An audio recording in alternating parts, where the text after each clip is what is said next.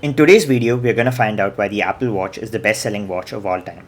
Recently, Atharv purchased a new iPhone 13 and decided to try out the Apple Watch SE along with it, since he already daily drove a fossil smartwatch.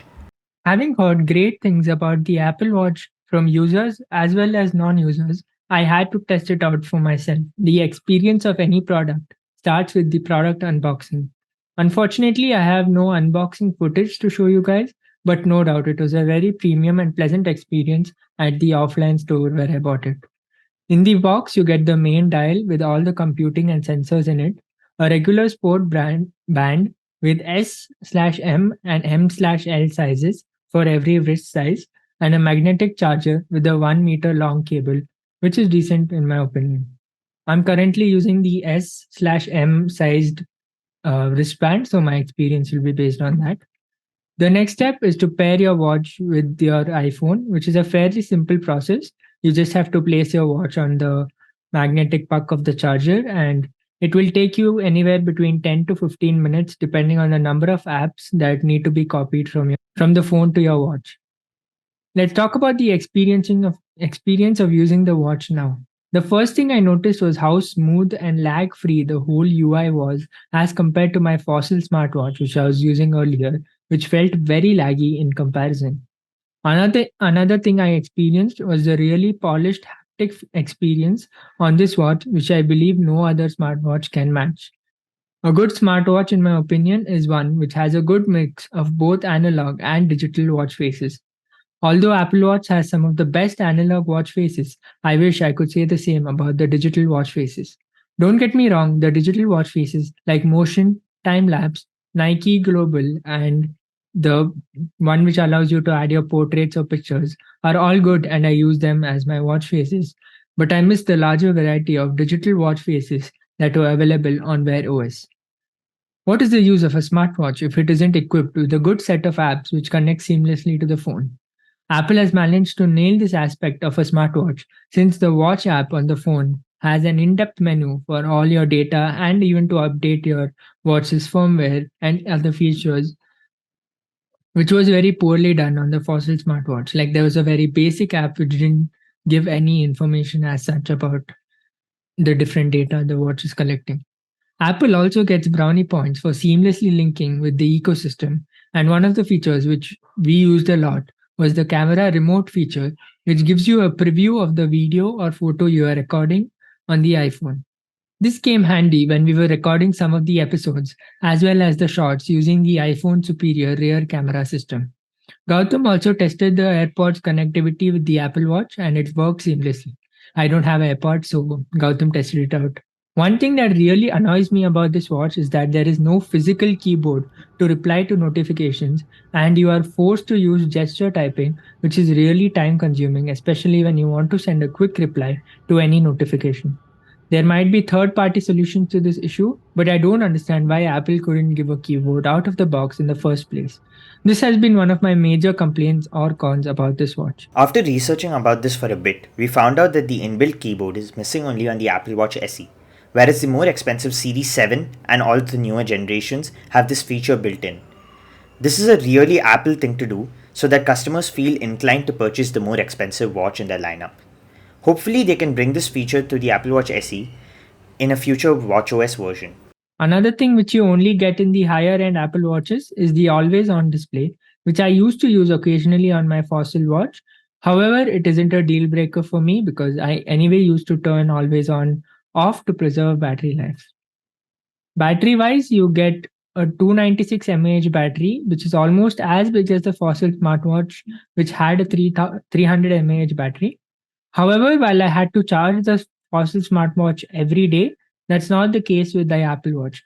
The Apple Watch lasts me for 1.5 days easily, and charging speed is a bit slower compared to the Fossil smartwatch, but it works fine. I feel this is because of the more optimized software which Apple provides for their Apple Watch compared to the Wear OS on the Fossil one, which might be consuming more battery in the background. That was about the battery section. I don't think any normal user will have an issue with the battery life of the Apple Watch. Some other features which I liked include school time mode, which basically puts the watch into a very basic mode where you can only see the time, and it also activates DND mode on your phone. Like I use this feature on a daily basis when I go to college. So I just put it on school time mode. So the notifications are shut off on my phone as well as on the watch, and I cannot access any of the apps or anything which might make me distracted during my classes or things like that. So it just gives a simple mode so that I can see the time only, which is a really good feature in my opinion. Sleep mode is also implemented pretty well, and it syncs between the phone and the watch. So if I turn on sleep mode on the phone, it activates on the watch as well, and vice versa. And this is another feature which I use every night before I sleep. I just turn sleep mode on. So I thought of mentioning that. Few bugs I noticed here and there were like sometimes the notification indicator symbol, like whenever a notification comes on the main watch face, there's a small red dot which appears to indicate a notification. So sometimes the notification indicator symbol, that red dot, would be lit up even though there's no notification. So that was a bug I noticed. And the auto workout mode, which works pretty well on the Apple Watch compared to my Fossil watch, detects outdoor cycling even though I'm traveling by a two-wheeler. Like if I'm sitting on a scooter and going, like I use the Ola bike taxi to get from the metro station to my college. So when I'm traveling in that two-wheeler, it automatically detects outdoor cycling, which is not what I'm doing. And I don't know, sometimes it's these bugs cropped up. In the end, will I recommend this watch to you guys? Definitely. If you already have an iPhone and you're looking to buy a smartwatch, an Apple Watch would be the best one, and it will complement your phone well. And I think this is the most practical option you have out of the entire lineup, considering there are no major cons apart from the small things I mentioned. And yeah, there have been no major cons which I've faced during my usage till now. I think it has been almost 4 5 months since I've used the Apple Watch regularly. So yeah, talking about the price, I paid 32,999, and there was a store discount since I bought it offline. So the price reduced a bit to 31,500. So this is the GPS version, and it's 44 for those of you guys. If you're taking 40 the price will come down lower, or if you're taking GPS plus cellular, the price will increase. So you'll have to check that out. In the edit, maybe Gautam can add a picture from the Apple website about the pricing. And so that's about the pricing. At this price point, I think this is the best smartwatch you can get if you are on the Apple ecosystem. Obviously, if you're an Android user, you can check out the Galaxy Watch or even the Fossil smartwatches, although they don't provide as good of an experience as the Apple Watch does. So yeah, overall, that was my thoughts on the Apple Watch SE after using it for almost 4 months.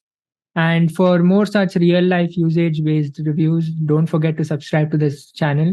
The iPhone 13 review will come soon. I can't promise a date, but yeah, we'll work on an iPhone 13 review as well. So, yeah, that's it for this video. If you want to check out some of our other reviews, we'll link the playlist to that here. So you can click on that and check it out.